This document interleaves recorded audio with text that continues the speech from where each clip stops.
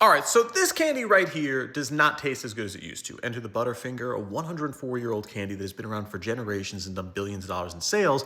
But over the last 6 or 7 years, there's been a lot of changes to the recipe, and many people are complaining, saying they suck now, and I'm just wondering why. To understand the history of Butterfingers, we got to start by looking at the history of chocolate itself, where for thousands of years, chocolate was really something that only people in Latin America knew about because cocoa beans were very difficult to grow unless they were in very hot climates, and it was too expensive to transport them. And that all started to change in the 1830s because we get the introduction of the steam engine where it's much cheaper and faster to transport things, but still at that point, chocolate was really just for the rich.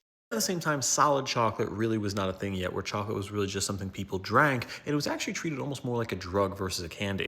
What happened was Europe came up with ideas to do solid chocolates through manufacturing, and from that, Milton Hershey got the idea to do the Hershey bar, where he came up with this concept of doing assembly line style chocolate, and he's able to introduce the nickel chocolate bar, which was unheard of at the time.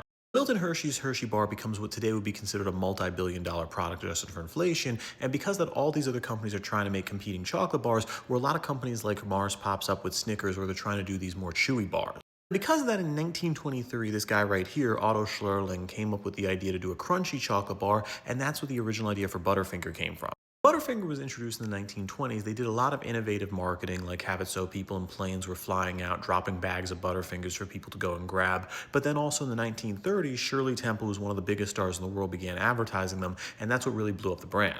After that, Butterfinger wasn't that big of a deal for decades, where multiple different companies owned it, but then what happened was they had a breakthrough in 1990 when Nestle bought the rights to Butterfinger, and they closed a really important deal because it involved The Simpsons. Basically, the deal with The Simpsons was they were a sketch on the Tracy Ullman Show, and they were trying to get their own show financed, but they couldn't come up with the money, so they sold the rights for The Simpsons to be the mascots to Butterfinger, which paid for the first season of the show. It was actually the first time they introduced the character of Milhouse, and they even made his hair blue because they wanted to be similar to how a Butterfinger looked in his wrapper.